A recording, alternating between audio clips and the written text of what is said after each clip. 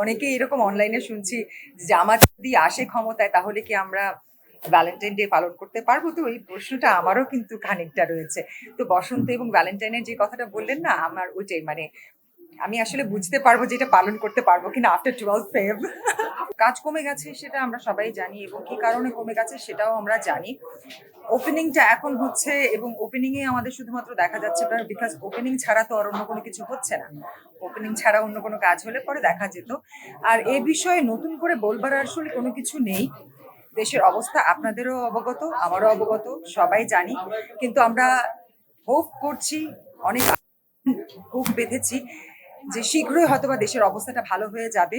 তারপরে সবাই হয়তোবা আগের মতো আমরা ফুল ফ্রেজেটে কাজ করতে পারবো, যে কাজটা আমাদের মতো আর্টিস্ট যারা আমরা বিনোদন কর্মী রয়েছি আমাদের কিন্তু প্রেজেন্ট মার্নিং কিন্তু এখান থেকেই হয়।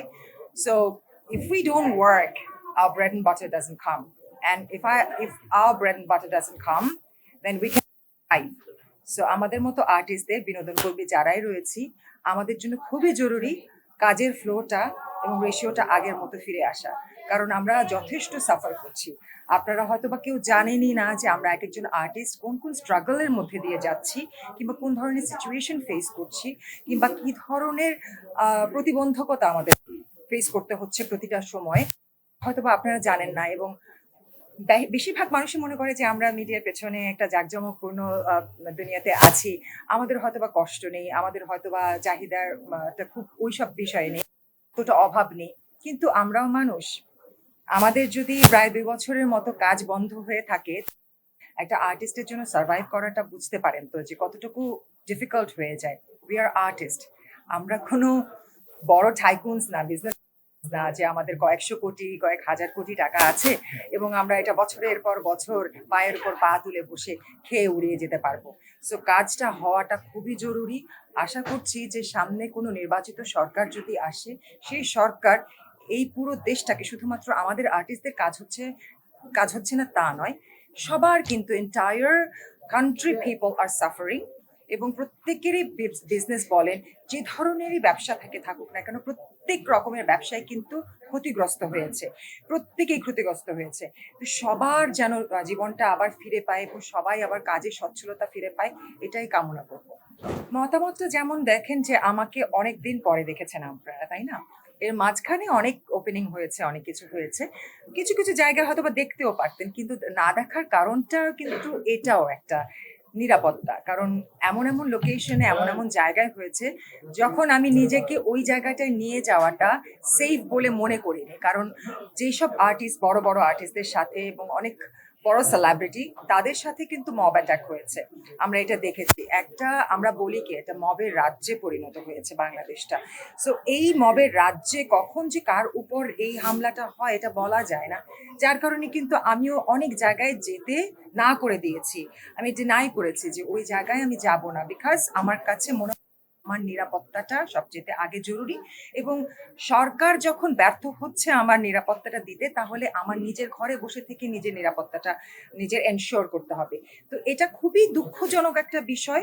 আর এই বিষয়টা নিয়ে ফার্দার নতুন করে কথা বলতে গেলেও আর ভালো লাগে না, কারণ আমরা অলমোস্ট 18 মাস মানে 2 বছর হয়ে যেতে আসছে, এতটা লম্বা সময় ধরে একই বিষয় নিয়ে বলে যাচ্ছে আমাদের নিরাপত্তা নেই। তো একটা নাগরিকের বস্ত্র, বাসস্থান, খাদ্য, নিরাপত্তা এবং কর্মসংস্থান সবচাইতে বেশি ক্রুশিয়াল এবং সবচাইতে বেশি জরুরি। যখন এগুলো এনশিওরড হয় না, তখন কিন্তু জনজীবনে একটা বিপর্যয় নেমে আসে। তো সবার ক্ষেত্রে এই ধরনের সমস্যাটাই হচ্ছে। I hope everything comes better. নিরাপদ সুরক্ষা চাই, অন্ন, বস্ত্র, বাসস্থান এবং কর্মসংস্থানের ব্যবস্থা প্রত্যেকটা মানুষের জন্য, শুধু আমার জন্য নয়। একটা শ্রেণীর মানুষ যদি ভালো থাকে আর বাকি শ্রেণীর মানুষরা যদি ভালো না থাকে, তবে সেই দেশে কখনোই নিরাপত্তাটা এনশিওর করা যাবে না, সেই দেশে কখনোই শান্তি এনশিওর করা যাবে না। তো সবার প্রয়োজন যেটা, আমাদের মৌলিক চাহিদাটা, আমি কিভাবে থাকবো, কোথায় থাকবো, আমি নিরাপদ থাকবো কিনা, সেটা একটা চাহিদা। আমি কাজ পাচ্ছি কিনা, আমার কাজ কর্মসংস্থান আমার অ্যাভেলেবিলিটি আছে কিনা, সেটা একটা বিষয়। এবং আমি বলবো যে এই আমি সবচেয়ে বেশি কষ্ট পাই, যেটা কষ্ট বলবো না, আমি খুব ডিসহার্টেড অ্যান্ড অনেক ডিস্টার্বড ফিল করি যে অনলাইনে যে বুলিটা, মেয়েদেরকে যে বুলিটা অনলাইনে সারাক্ষণ করা হচ্ছে। আমি এর আগেও দেখেছি মেয়েদেরকে বুলি করা হয়েছে, কিন্তু না একটা ভাষার যে ব্যবহারটা সেটা মনে হয় একটু সংযত ছিল। বাট এখন যেটা আমি দেখছি ৫ আগস্টের পর থেকে মানুষের ভাষার কিন্তু কোনো সংযম নেই।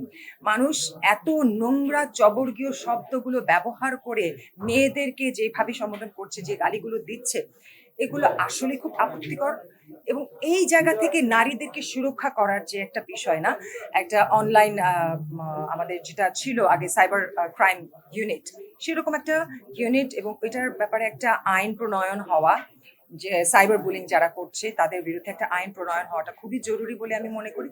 তো এই যে নারী নিরাপত্তা, সকলের নিরাপত্তা এবং কর্মসংস্থান, বাসস্থান, খাদ্যের যে দ্রব্যের দামগুলো সেগুলো কমে গেলে, এই সব কিছু যদি ঠিক হয়ে আসে তাহলে একটা দেশ সুন্দর হবে। আমার সন্তানেরা আছে আমার ভালোবাসার জন্য, এটাই যথেষ্ট আমার কাছে। বাকি ভালোবাসার কথাটা আমি পাবলিকলি বলতে চাই না, নট ইন্টারেস্টেড অ্যাবাউট ইট। আমার পার্সোনাল মানে রিলেশনশিপ স্টেটাসটা আমি পার্সোনাল রাখতেই পছন্দ করি।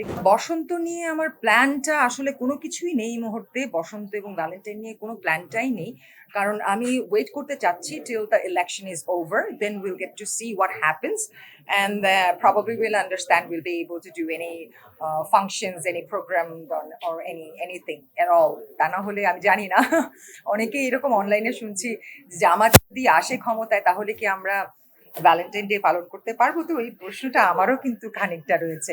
তো বসন্ত এবং ভ্যালেন্টাইনের যে কথাটা বললেন না, আমার ওইটাই মানে আমি আসলে বুঝতে পারবো যে এটা পালন করতে পারবো কিনা আফটার 12 Feb।